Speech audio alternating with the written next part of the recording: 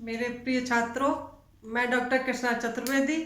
आज मैं आपको समास के बारे में बताऊंगी कि समास किसे कहते हैं और समास कैसे किससे बनते हैं। जिस तरह से आपने पढ़ा था कि जो संधि होती है वो संधि दो वर्णों के मेल से बनती है, यानी संधि में वर्णों का मेल होता है। जब संधि बनती है, चाहे स्वर का स्वर से मेल हो, व्यंजन का व्यंजन से मेल हो, तो संधि बनती है। ऐसे ही समास में मतलब दो पदों के मेल से जो बनता है वो समास होता है। समास में पदों का मेल होता है, जैसे राम है, कृष्ण है, तो दो पद है, राम अलग कृष्ण अलग, तो समास बनता है। इसी तरह से मैं आपको समास के बारे में जानकारी देती हूँ।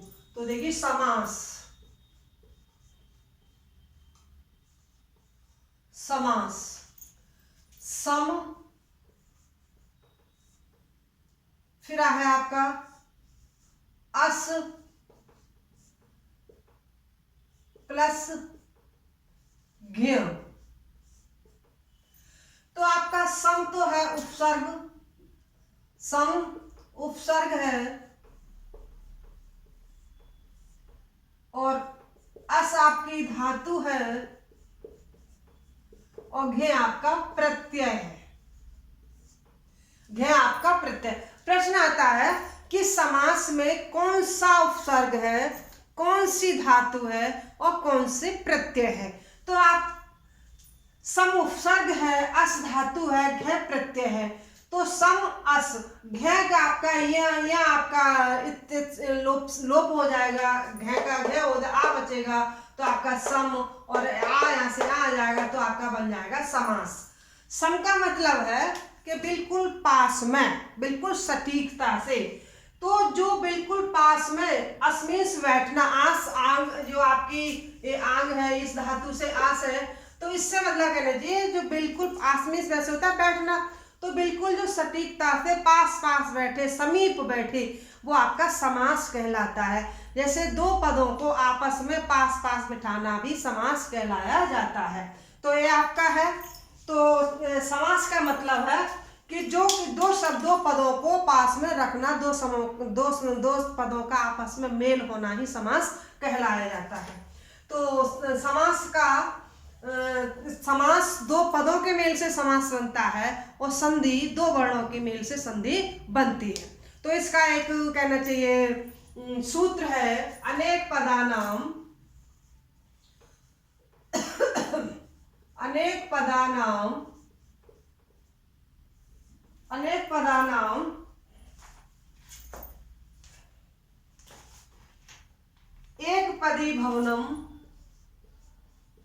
एक पदी भवनम समासः।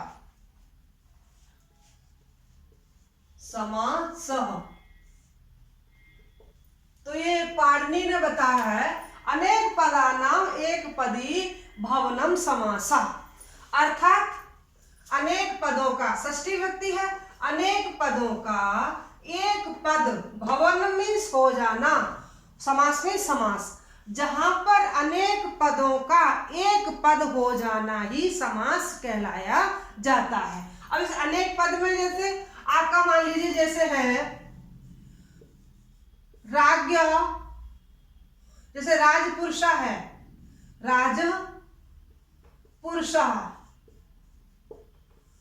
राजपुरुषा। तो देखिए, एक ये पद हो गया, राज हो गया, एक आपका पुरुषा हो गया। तो जब हम दोनों का एक करेंगे, राजपुरुष करेंगे,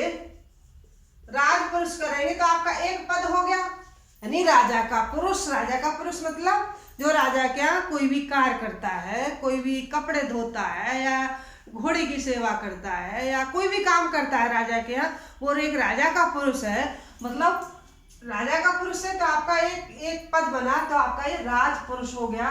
तो ये आपका क्या है, आपका अनेक पदों से एक पद मतलब। अब मान लीजिए अनेक पद और भी बहुत सारे हो जाते, मान लीजिए राम कृष्णो,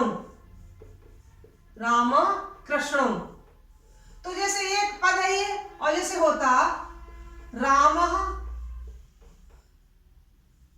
च कृष्ण च, राम च, ये थोड़ा सा अलग से कर दिया है, इसको ऐसे समझाते हैं,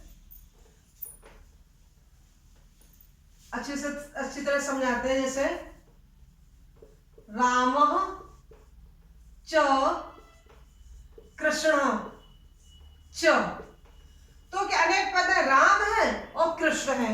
जब इनका एक पद करेंगे तो राम कृष्णं, राम कृष्णं, तो ये एक पद बन गया। अर्थात समास में व्यक्तियों का लोप हो जाता है, आगे आगे बताएंगे, समास में व्यक्तियों का लोप हो जाता है, तो क्या अनेक पदों से एक पद बना है। जैसे दूसरा उदाहरण लेते हैं कि दशरथस्य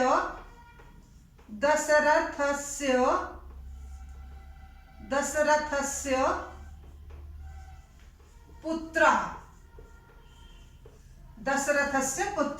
अब देखिए दशरथस्य में षष्ठी विभक्ति है, पुत्रा में प्रथमा विभक्ति है, तो क्या हुआ, काकी के संबंध आ रहा है, तो दशरथ के पुत्र। तो अब आप यहाँ पर क्या करेंगे, एक पद बनाएंगे, ये आपका एक पद है, एक दूसरा ये पद है। जब इसमें अनेक पद हैं, दो पद है, इससे और भी आगे पद हो जाते हैं। मान लीजिए राम, भरत, शत्रुघ्न, लक्ष्मण, तो आपके चार पद हो गए, चार पदों का एक पद हो जाता। तो जैसे इसका देखिए, तो इसमें क्या हो जाएगा, दशरथ पुत्र, तो यहाँ आपका एक पद हो गया, आपका से ये षष्ठी विभक्ति हट गई, तो यहाँ पर आपका दशरथ पुत्र हो गया, यानी तो आपका एक पद बन गया। तो क्या होता है कि समास में अनेक पदानाम एक पदी भवनम समासा, मतलब अनेक पदों से एक पद जो बनता है वही आपका समास कहलाया जाता है। दूसरा देखिए, इसमें नियम दिया है, समनम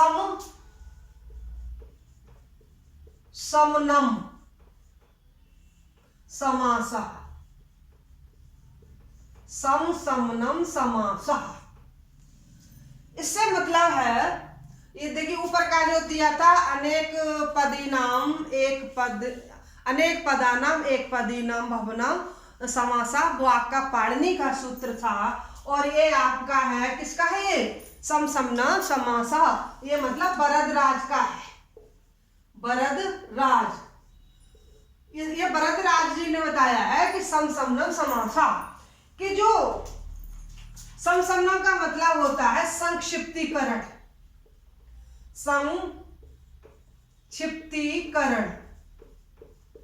यानी बिल्कुल संक्षिप्त हो जाना ही समास है।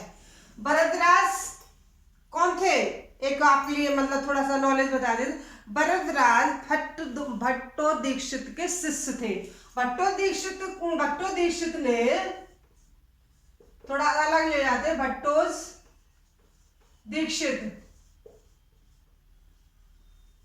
दीक्षित ने लिखा था सिद्धांत कौमुदी। क्या लिखा था, सिद्धांत कौमुदी, और इन्होंने लिखा है, इनके शिष्य हैं, ये इनके शिष्य हैं, किसके, भट्टो दीक्षित के शिष्य है भरद्वाज। इन्होंने लिखा लघु सिद्धांत कौमुदी, लघु सिद्धांत कौमुदी। तो इनके शिष्य थे भरद्वाज भट्टो दीक्षित के, तो इन्होंने लिखा था लघु सिद्धांत कौमुदी। सिद्धांत कौमुदी जैसे उन्होंने लिखा था, तो उन्होंने अपनी को रचना के आगे लघु लिख दिया था, क्योंकि वो शिष्य थे, अपने आप को छोटे बनाने के लिए लघु सिद्धांत कौमुदी किया था। तो देखिए, ये जो समसमनम समास का मतलब है, जो संक्षिप्तीकरण हो जाए, जिस अनेक पदों से, बहुत सारे पदों से जिसका एक पद बन जाए, वो आपका समसमनम समसनम समासा कहलाता है। मतलब पूछा जाए कि समसमनम क्यों, तो समासा यानी जो संक्षिप्तीकरण होता है वही आपका समास कहलाया जाता है। तो कहना चाहिए, जो जब कोई समास संक्षिप्तीकरण होगा, तो कोई एक कहना चाहिए एक नया शब्द बनता है किसी से, तो आपका वो उसी में समास में कहा जाता है। जैसे आपका है, मान लीजिए उदाहरण दे देते हैं आपको, जैसे है रामः लक्ष्मण शत्रुघ्न भरतः शत्रुघ्न रामः च लक्ष्मणः च भरतः च शत्रुघ्नः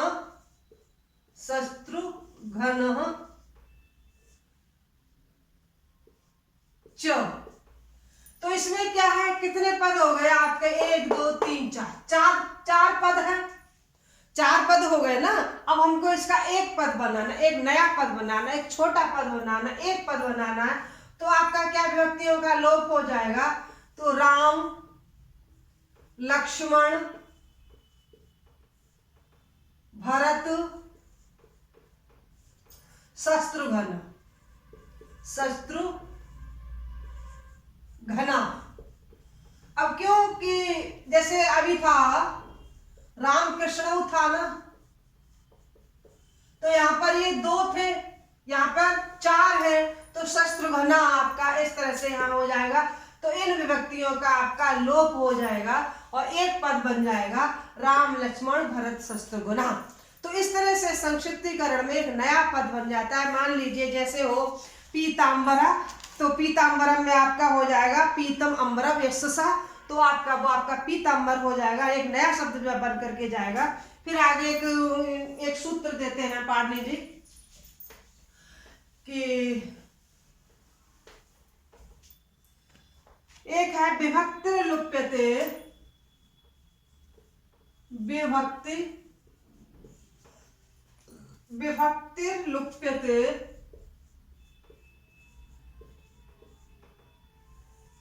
विभक्तिर्लुप्यते यत्र तदर्थस्तु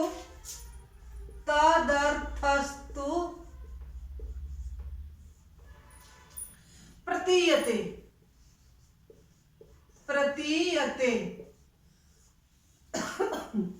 पदानां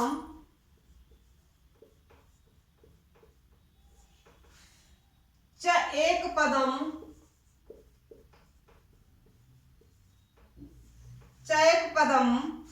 पद्यम च समास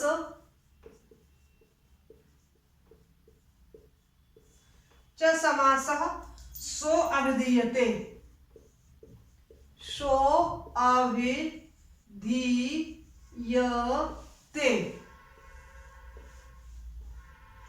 तो इसका मतलब है कि देखिए यत्र विभक्तिर्लुप्यते, कि जहां पर विभक्तियों का लोप हो जाता है, जहां पर विभक्तियों का लोप होता है, तदर्थस्तु प्रतीयते, लेकिन उनका जो अर्थ है वो उसी तरह से प्रतीयमान रहता है, वह अर्थ उसी तरह से उसमें बना रहता है। पदानाम च एक पद, यानी बहुत सारे पदों का एक पद, पदाना पदों का 24 और एक पद, च समासा सो अवधीयते, यानी जो अनेक पदों का एक पद हो जाता है वही समास कहा जाता है। दोबारा से देखिए इसका विभक्तिर्लुप्यते यत्र, कि जहां पर विभक्तियों का लोप हो जाना, यानी जहां पर विभक्ति लोप हो जाती हैं लेकिन तदर्थस्तु प्रतीयते, लेकिन उनका अर्थ है वो वैसा का ही वैसा रहता है, अर्थ उनका उसी तरह से प्रतीयमान होता, प्रतीत होता रहता है, और अनेक पदों से एक पद हो जाता है, वही आपका समास कहा जाता है। जैसे था आपका राजपुरुषा है, राजपुरुषा, तो आप इसको कैसे करेंगे, राज्ञः च पुरुषा,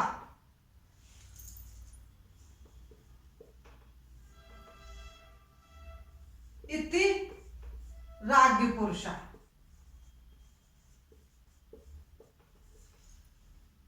यानी जो राजपुरुष है, जो राजा का पुरुष है, वही आपका राजपुरुष कहलाता है, वही आपका राजपुरुष माना जाएगा। जैसे आपका है कि कृष्ण च अर्जुन, च अर्जुन। अब क्या है, इनकी विभक्तियों का लोप होगा तो क्या होगा, कृष्णार्जुन,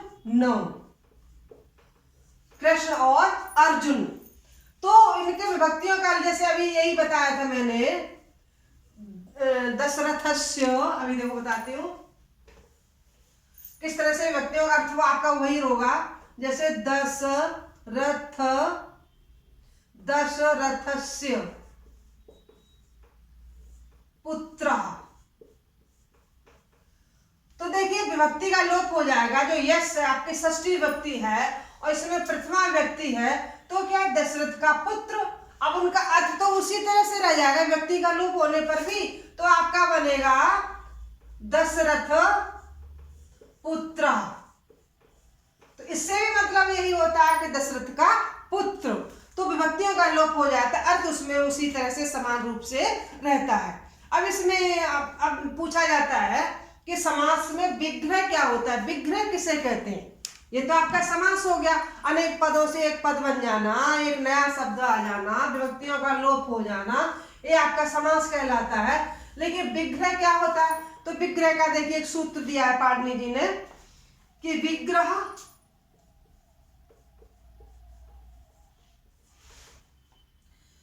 व्यत्यर्थबोधकम, व्यत्यर्था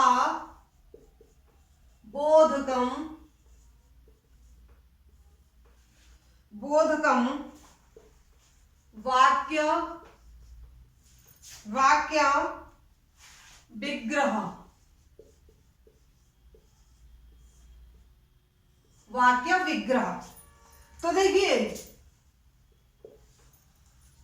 वाक्य विग्रह, वाक्य विग्रह व्यत्यर्थार्थ, यानी समास की जो वृत्ति है, जो समास की वृत्ति है उसको बताने वाला, उसको बोधक मीन्स बोध कराने वाला, अपनी जानकारी देने वाला ही वाक्य का विग्रह कहा जाता है। अर्थात जिस वाक्य, जिस कहना चाहिए कि वाक्य की यानी सामासिक पद के अर्थ के लिए जो विग्रह होता है, जो कहना चाहिए जो अर्थ बताता है, वही आपका विग्रह कहा जाता है। जैसे है पीतम अंबरम यशस्व, पीतम अंबरम यस्य सः, यस्य सः। तो पीला अंबर, पीला अंबर, पीला अंबर मीन्स एक तो आपका वस्त्र होता है, एक अंबर आकाश भी होता है। तो पीला अंबर है जिसका, पीला अंबर है जिसका, तो उसको कहते हैं पीतांबरा। क्या हुआ, पीतांबरा। और पीतांबर, अब ये नहीं है कि वो उसका वर्ण पीला है या उसका वस्त्र पीला है, यानी जो पीला वस्त्र को धारण करता है वो है पीतांबरा। अर्थात आपका बहुव्रीहि समास में पहुंच जाएगा, अर्थात श्री कृष्ण या कहना चाहिए विष्णु। इसमें तीसरे का अर्थ इंडिकेट करता है जाकर के। तो आपका अब विग्रह क्या हुआ आपका, जैसे पीतांबर आपका ये सामासिक पद हो गया, ये एक आपका पूरा सामासिक पद हो गया, ये आपका क्या हो गया, विग्रह पद हो गया।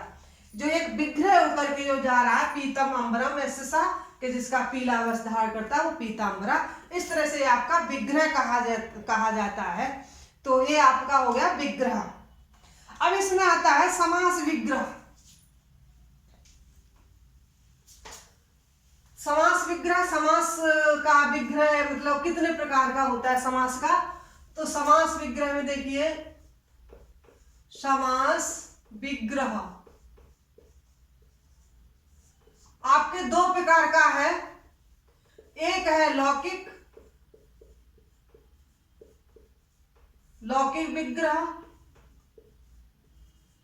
और दूसरा है अलौकिक विग्रह, अलौकिक विग्रह। अब लौकिक विग्रह क्या होता है, लौकिक विग्रह का मतलब होता है जो आम जनता को, हम जैसे साधारण जो होते हैं जिनको व्याकरण का बहुत ज्यादा कालिदास की तरह ज्ञान नहीं है, या कहना चाहिए पाणिनि की तरह ज्ञान नहीं है, जो हम जैसे आम जनता जो होती है उनको जो समझ में आ जाए, वो जिस चीज को समझ लें, वो होता है आपका लौकिक विग्रह। जैसे आपका भी एक उदाहरण था, दशरथस्य पुत्र, तो आपका लौकिक पता है कि इसमें षष्ठी व्यक्ति है, और दशरथ में षष्ठी व्यक्ति है, पुत्रा में प्रथमा व्यक्ति है, तो आपका लौकिक विग्रह हो गया कि ये सभी लोग जानते हैं, राम राम राम रामस्य राम राम, इस तरह से जो कहना चाहिए, जो आपका तिगंत चलेगा। तो आपका देखिए एक चीज बताना मैं भूल गई कि देखिए जो आपका जो समास होता है वो हमेशा सुबंत ही पदों में समास किया जाता है, न कि तिगंत में किया जाता है। प्रश्न आ जाए कि समास किस पद में किया जाता है, किस प्रत्यय में किया, तो सुबंत प्रत्यय में किया जाएगा, तिगंत प्रत्यय में नहीं। क्यों? सुबंत में आपका राम है, राम बालका बालक बालकान इस तरह से आ जाएंगे, लेकिन तिगंत में पठते पठता पठनते इस तरह से जाएंगे, तो तिगंत में आपका समास नहीं होगा। समास हमेशा सुबंत प्रत्यय में बनेगा, सुख प्रत्यय में बनेगा। तो आपका ये क्या है कि दशरथ से पुत्र, तो आपका ये लौकिक है। और मान लीजिए इसी को अलौकिक में किया जाता तो क्या हो जाता? दशरथ वो सॉरी षष्ठी में जाइए, आप सुबंत में जाएंगे तो अनस बोले जैसे, और फिर आपका पुत्र में आपका क्या होगा? सु। अब जब जाएंगे राम राम राम क्या कहते हैं, सु अस औस जस ओट अस, इस तरह से जो आप पढ़ते हैं, तो इसमें अगर आप अलौकिक में जाएंगे तो दशरथ अस पुत्र सु, पुत्र सु। सु का मतलब होता है जो विसर्ग लग जाते हैं, जैसे रामा, तो इसका मतलब ये होगा।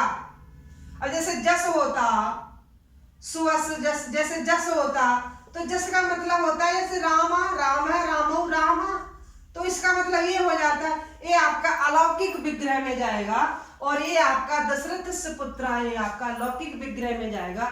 ये होता है आपका विग्रह। समास के दो विग्रह, एक लौकिक और एक अलौकिक। फिर आपका आ जाता है कि समास के भेद। आप सभी जानते हैं समास के कितने भेद हैं? वैसे तो 5 माने गए हैं, यूपी टेट वगैरह में 5 है, तो जैसे आप टीजीटी वगैरह करोगे तो 5 है, वैसे 6 है। तो जैसे कर्मधारय समास तत्पुरुष का, जैसे प्रथमा व्यक्ति का जो प्रथमा व्यक्ति में समास चलता है वो कर्मधारय में पहुंच जाता है, जैसे कृष्ण और सर्प, प्रथमा व्यक्ति कृष्ण में भी है, सर्प में भी है, तो आपका वो कर्मधारय उसी में पहुंच जाता है। तो आपके इसमें समास 6 है। तो आपका सबसे पहले अव्ययी भाव समास, क्रमबद्धता इधर हो जाएगी।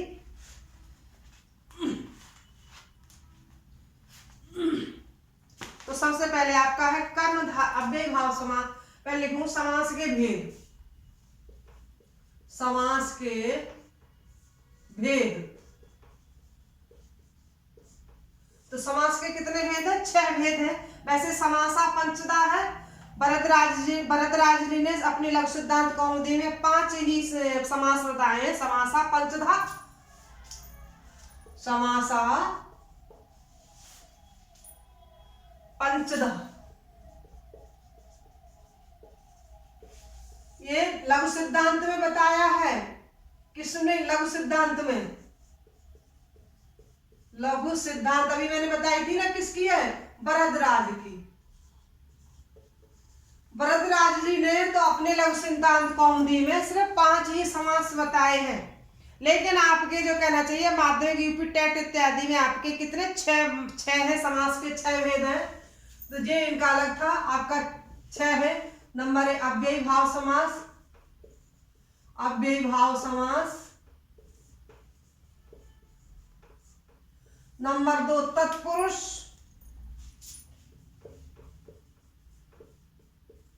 तत्पुरुष समास।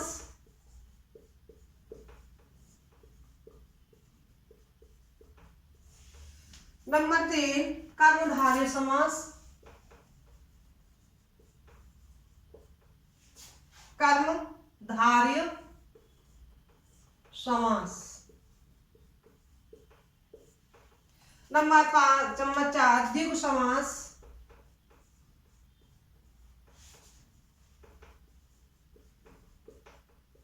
नंबर 5 द्वंद्व समास।